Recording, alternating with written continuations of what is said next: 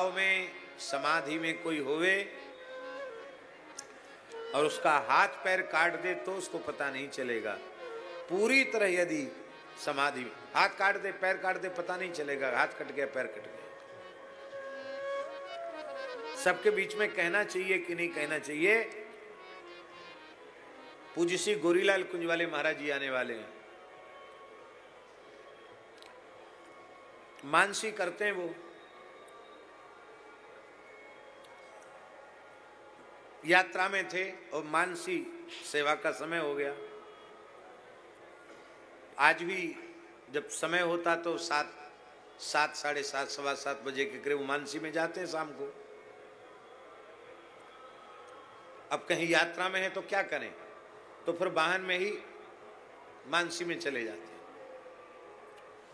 उस समय उनका सारथी भी बहुत धीमे गाड़ी चलाता है और कोई व्यक्ति गाड़ी में बैठा हुआ चर्चा नहीं करता। और महाराज जी अपनी 1-1.5 घंटा उनको लगता है मानसी में करता।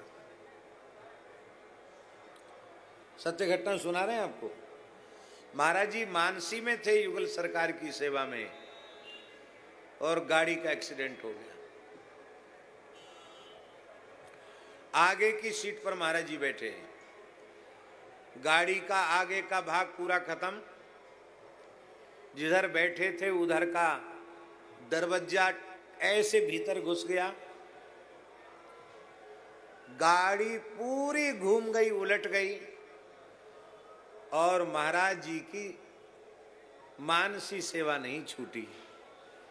इतनी बड़ी घटना घटने के बाद उन्होंने नेत्र नहीं खोले। नेत्र क्या खोले, उन्हें पता ही नहीं चला कि क्या हो गया। थोड़ी देर बाद अब गाड़ी में जो लोग थे वो तो बेहोशी में चले गए और महाराज जी उसी अवस्था में।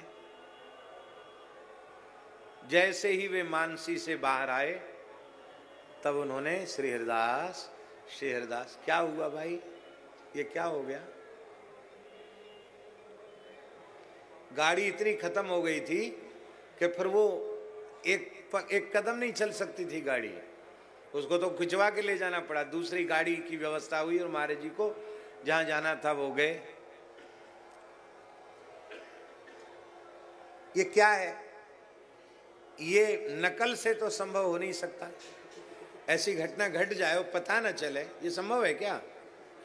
इसका मतलब है सुनने, देखने, समझने वाली जितनी इंद्रियां वो इतनी गहराई में जा चुकी हैं कि बाहर क्या हुआ उसकी अनुभूति ही नहीं।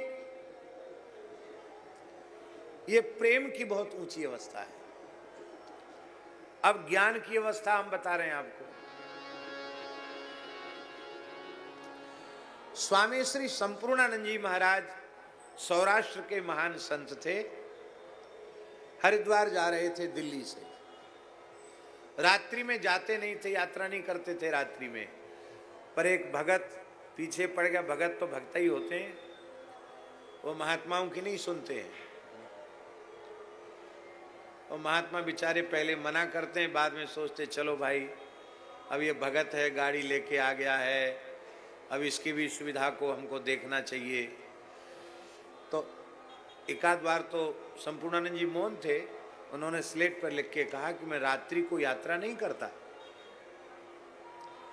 नहीं बापू, रात को ही ठीक है, रास्ता जल्दी कट जाएगा, कल पूरा दिन खराब हो जाएगा, फिर वाहन चलने लग जाएंगे, जल्दी पहुंच जाएंगे।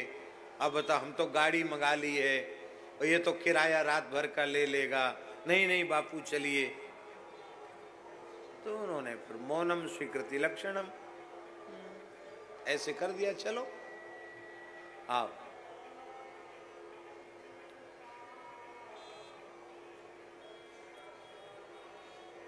श्री गोविंदास जी महाराज, तो आओ चलो चले। हरिद्वार से, हरिद्वार पहुंचने के 2 घंटे पहले ही ड्राइवर को थोड़ी झपकी आ गई और रात का तो समय था ही, गाड़ी एक ट्रक से टकराई। श्री संपूर्णानंद जी आगे इस सीट पर बैठे थे। उनके माथे में बहुत भारी चोट आई, फट गया माथा और उनका कपड़ा रक्त से स्नान हो गया, रक्त से नहा गया कपड़ा, इतना खून निकल गया।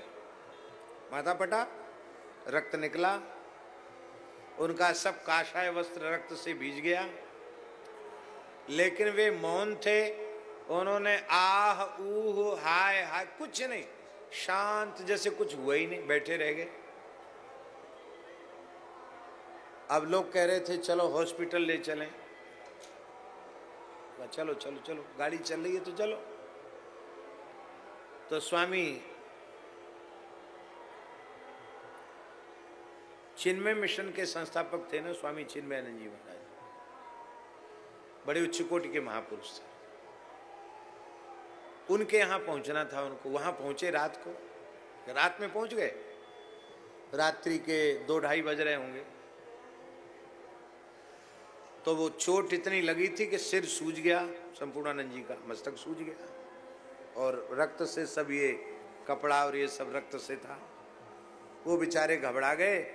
उन्होंने कहा तत्काल बापू को हॉस्पिटल ले चलो। तो उन्होंने स्लेट पर लिखा विश्राम की जगह बताओ।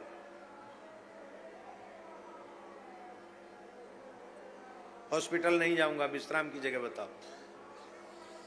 तो विश्राम की जगह तो पहले से निश्चित थी। कपड़े अपड़े भी नहीं खोले, जैसे थे वैसे ही बिना कुछ धोए धाए लेटे और लेटते ही सो गए, नाक बजने लग गए। तो उनको बड़ा आश्चर्य हुआ कि इतनी चोट में ये सो कैसे रहे, कष्ट का बिल्कुल अनुसंधान नहीं है क्या। हाँ, रात को आकर उन्होंने बोले थोड़ा गरम गरम दूध और थोड़ी फिटकरी स्वामी जी ने कि कुछ ये तो दे ही दें, कम से कम हॉस्पिटल नहीं जा रहे हैं। वो ले लिया उन्होंने, सो गए। आश्चर्य हुआ कि ये ऐसे कैसे सो गए। तो प्रातःकाल आकर स्वामी जी ने संपूर्णानंद जी से पूछा कि स्वामी जी एक बात बताओ, इतनी भयंकर घटना शरीर के साथ घट जाए और कोई व्यक्ति सो कैसे सकता है। ये बात विज्ञान से अलग है, विज्ञान से विरुद्ध है। ये बात अनुभूति के भी विरुद्ध है, विज्ञान के भी विरुद्ध है। ये कैसे हो गया। इतनी बड़ी घटना का आपके चित्त पर प्रभाव नहीं पड़ा। तो संपूर्णानंद जी मौन थे, मौन व्रत में थे।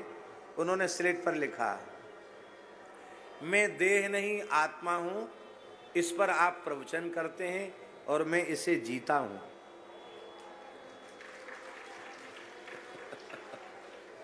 क्या लिखा स्लेट पर? मैं देह नहीं मैं आत्मा हूं, इस पर आप प्रवचन करते हो और मैं इसको जीता हूं। और हॉस्पिटल गए नहीं, वो बुलाए डॉक्टर बुला करके घाव की सफाई करी, मलहम पट्टी हुई, वहीं ठीक हो गए, हॉस्पिटल नहीं गए।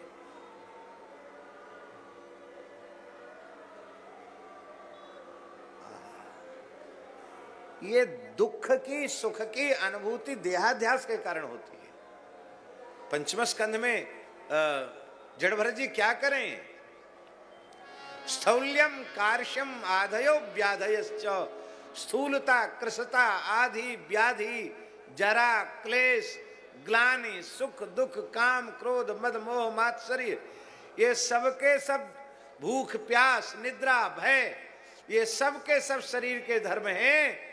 और जब शरीर से वह शरीर में अध्यस्त हो जाता है, देह को आत्मा मान बैठता है, तब उसे देह के धर्म को वह आत्मा में आरोपित करने लग जाता है। इसलिए रघुगण तू कहता कि मैं तेरी चिकित्सा करूंगा, तो तू मेरी क्या चिकित्सा करेगा, मेरी समझ में नहीं आता।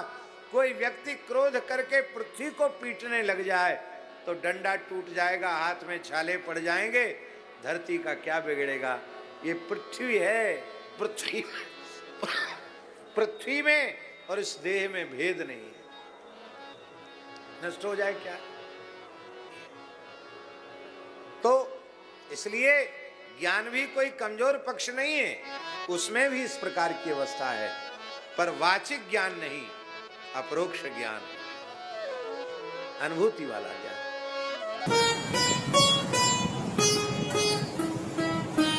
श्री सीताराम। प्रतिदिन सत्संग एवं दर्शन के लिए श्री महाराज जी के ऑफिशियल चैनल को जरूर सब्सक्राइब करें।